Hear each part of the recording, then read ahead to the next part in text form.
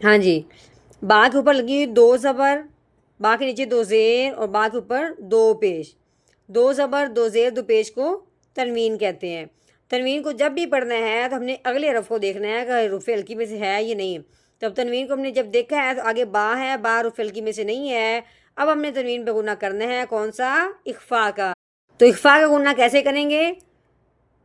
बा के ऊपर तनवीन आ गई, आगे बा रुफ़ हल्की में से नहीं है, इसलिए तनवीन पे गुना करेंगे।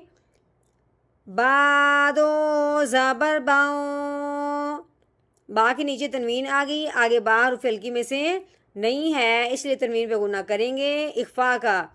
बादो ज़ेर बियो, हाँ जी, बा के ऊपर क्या आ गई? तनवीन। आगे क्या है? वाओ, वाओ हरूफ हल्की में से नहीं है, इसलिए हमने तनवीन पे गुना करेंगे इख्फा का। तो कैसे पढ़ेंगे?